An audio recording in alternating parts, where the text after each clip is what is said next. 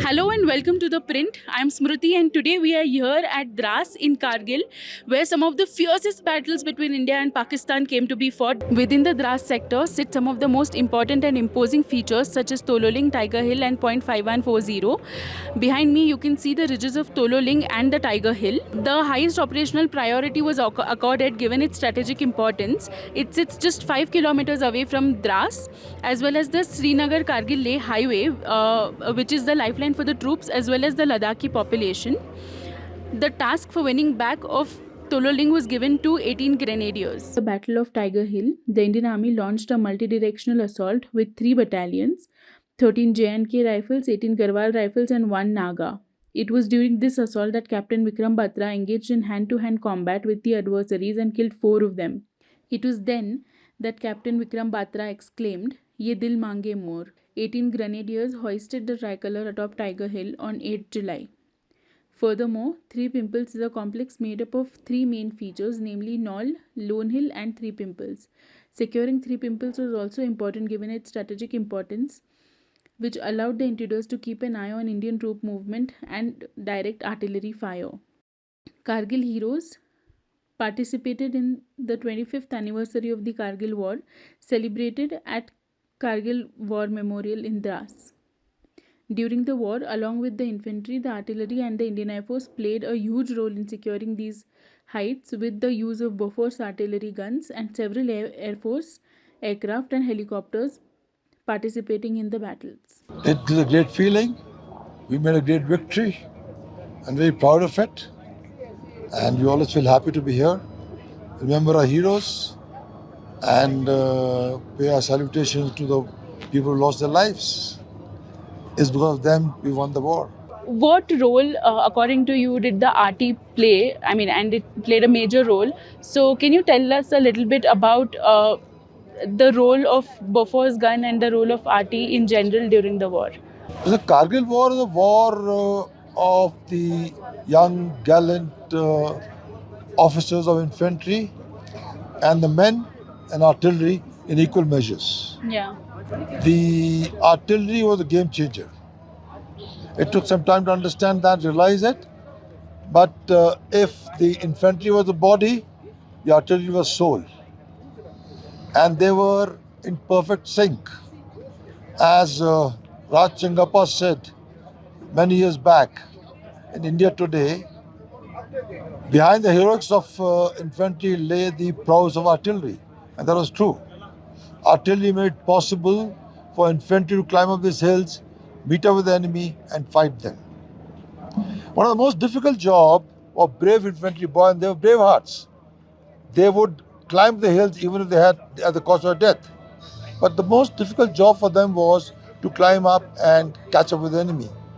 So artillery realized it, and we realized that unless we make the enemy absolutely irrelevant, the infantry will never be able to reach the top. So we propounded a new concept of artillery. We used Bofors guns in long range firing and direct firing, and they were accurate. So we cashed on that. Then we decided to fire 100 guns at one time on an objective to put a mini nuke equivalent of TNT on them and pulverize the enemy totally. And then use the Bofors guns along with the multi-barrel rocket launchers in direct firing role.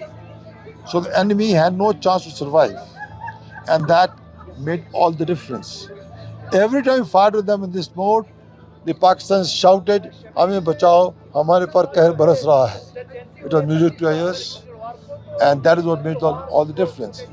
Infantrymen started loving artillery. After every victory, they came back to the gun position to salute the guns as their saviors. And Pakistan was hating it. They didn't know what to do, what hit them. There was no solution to it, but one of fear and dread. And they would run away from there. Many peaks were taken by infantry when there was nothing left. And many peaks, of course, they had to fight for them. General Kishan Pal, the corps commander, he summed up the artillery equation very well. He said artillery destroyed and degraded the enemy to a degree. They were physically and morally beaten, And any attack by infantry was predestined to attack. The infantry had to win. They had nothing to do. He also said the artillery fought like a combat arm. And the best compliment came to us from the Pakistan Chief Army Staff. After the war, when Mr. G. Parthasarthi went there to meet them, he said, Mr. Parthasarthi, the way your artillery was used, we were forced to vacate the heights, or we never left those heights. That's the best compliment we got. And that's how artillery fought. So, 25 years later, in artillery in the Indian Army, what according to you has remained the same, and what according to you has changed or should change? I think artillery is changing. People have realized the value of artillery and making new inductions, new guns, heavier guns are coming. So, and also the target acquisitions and surveillance is increasing. So that'll make a lot of difference. So it's a slow process, it's a costly process, but slowly we're making a plus on that. And I think we'll do well. My only thing is the infantry should not forget what artillery can do, and they should talk about it. If they forget it, then you'll have reinvent the wheel once again, once you go to war. So, ma'am, once the Operation Safed Sagar was declared and all fighters cons moved into our operation locations, most of us are very young. The entire fighters con, except one or two people who was on the elderly side, most of us are very young. This is a chance we got after 1971 where air power was being used.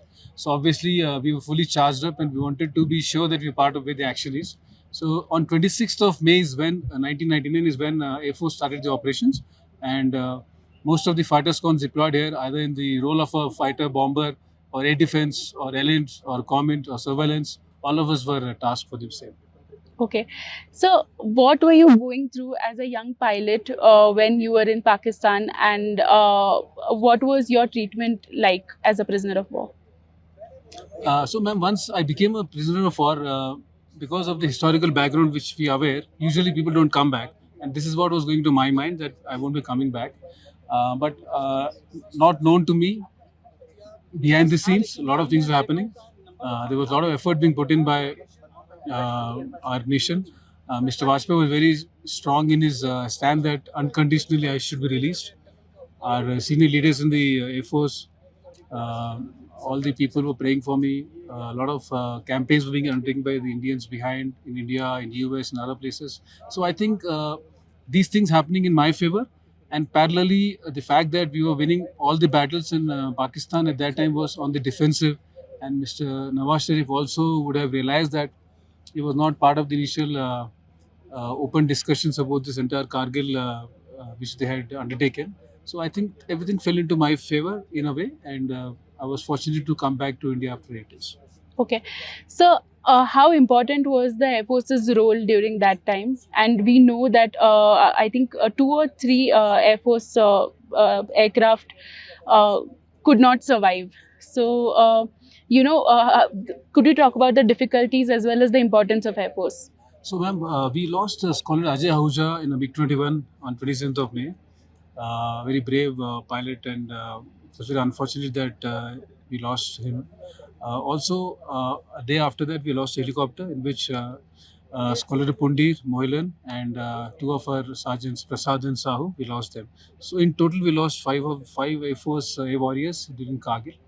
Now, why the entire Air Force element, which is called Operation Safed Sagar, is important is because of where the entire Kargil war was fought. We were fighting in high altitudes, very cold temperatures. Most of the advantageous positions were with the enemy at that time, and our soldiers who were fighting very brave war were at lower altitudes in clear, and they were clearly in sight of the enemy. So, in this kind of a situation, in case we don't take out the enemy from the top, we can't have a situation of reduced casualties. So this is where Air Force came into play, and the 2 months of air campaign which was undertaken, first time in the world at such high altitudes, with a lot of bombing, precision strikes using laser guided weapons, it had a phenomenal effect towards the outcome of the war, and we were able to contain the war within 2 months with least casualties. So I think Air Force played a tremendous role towards the entire Kargil campaign. Thank you so much for your time, sir. Thank you, ma'am. you.